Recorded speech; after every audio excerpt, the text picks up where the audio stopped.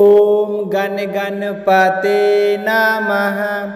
आज अपने सुनेंगे वाल्मीकि रामायण अयोध्या कांड का आगे का सर्ग। यह कथा केवल कथा नहीं है, यह एक ऐसा दर्शन है जो हमें त्याग, प्रेम और धर्म और आदर्श का सबसे श्रेष्ठ उदाहरण दिखाता है।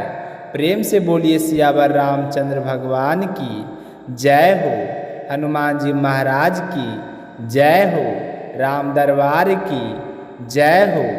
श्री राम को वनवास की आज्ञा मिल चुकी थी। यह समाचार अयोध्या की गलियों में ऐसे फैल चुका था जैसे कोई अग्नि सूखी पत्तियों पर फैलती है। हर घर से हाहाकार उठ रहा था, हर मन में वेदना थी। नगर की स्त्रियां छतों पर खड़ी होकर रो रही थी। वृद्ध जन आकाश की ओर देखकर प्रार्थना कर रहे थे, हे ईश्वर, यह कैसा अन्याय है। प्रजा के मुख से एक ही स्वर निकल रहा था, हमने श्री राम को राजा मान लिया था, अब कैसे माने कि वे बन जाएंगे। क्या अब हम इन अन्याय को स्वीकार करें? नहीं, हम श्री राम के साथ चलेंगे। नर नारी, वृद्ध और बालक सभी ने निश्चय किया कि वे अपने अपने गृह, खेत, संपत्ति, सुख सुविधा सब त्याग कर श्री राम के साथ वन को चलेंगे। जो मार्ग श्री राम का होगा वही हमारा मार्ग होगा। जिस वन में राम रहेंगे वही हमारा नगर होगा, और जिस अयोध्या में राम नहीं होंगे वह हमारे लिए शमशान के समान है। हम अपने घरों को उजाड़ देंगे। यहाँ घर जहाँ अब श्री राम का नाम नहीं गूंजेगा, वह घर केवल दीवारों का ढांचा है। प्रजा का यह अटल संकल्प देखकर धरती भी कांप उठी।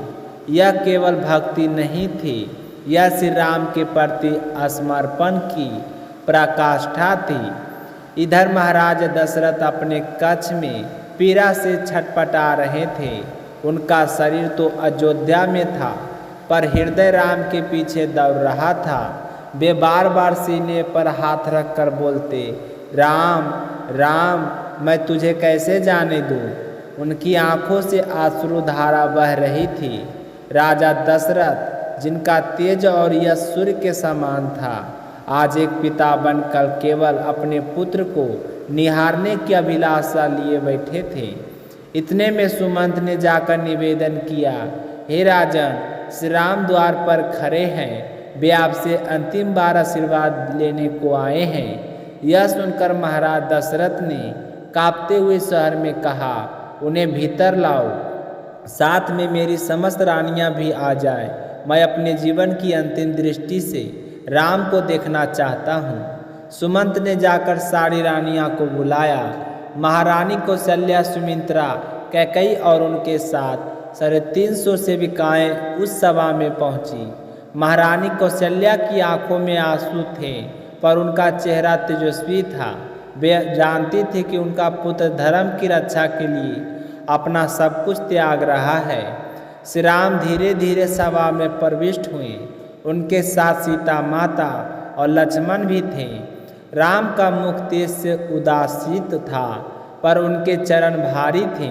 वे अपने पिता की ओर देख रहे थे, जिनकी आंखें राम को देखकर ठहर गई। राजा दशरथ ने कांपते हुए हाथों से राम को अपने गले से लगा लिया। राम, तू जा रहा है, क्या मैं तुझे एक बार रोक भी नहीं सकता? राम बोले, पिताश्री, आपने जो आज्ञा दी है वही मेरा धर्म है। मैं वन अवश्य जाऊंगा, पर आपके चरणों की छाया को हृदय में बसाकर आप आशीर्वाद दें, ताकि मैं धर्म मार्ग में विचलित ना हो। राजा दशरथ ने राम के मस्तक पर हाथ रखकर कहा, जाओ पुत्र, तुम्हारा धर्म की तुम्हारी रक्षा करेगा। सभी रानियां रो पड़ी। कैकेयी की आंखों में ग्लानि थी। उन्होंने राम की ओर देखा, लेकिन उनकी आंखों में वह तेज था जो किसी पर द्वेष ना मरता हो। राम ने माता कैकेयी के चरण भी स्पर्श किए।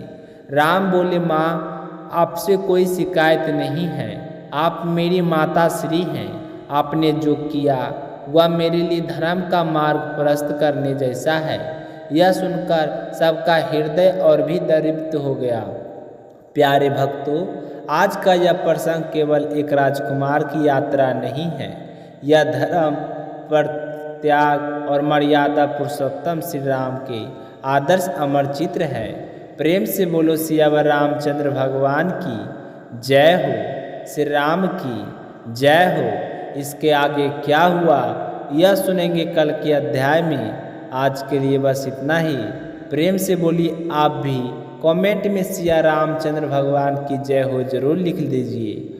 और अगर आपने अशोक वेदा चैनल को अभी तक सब्सक्राइब नहीं किए हैं तो इसी तरह के रामायण सर को सुनने के लिए अशोक वेदा चैनल को सब्सक्राइब जरूर करें।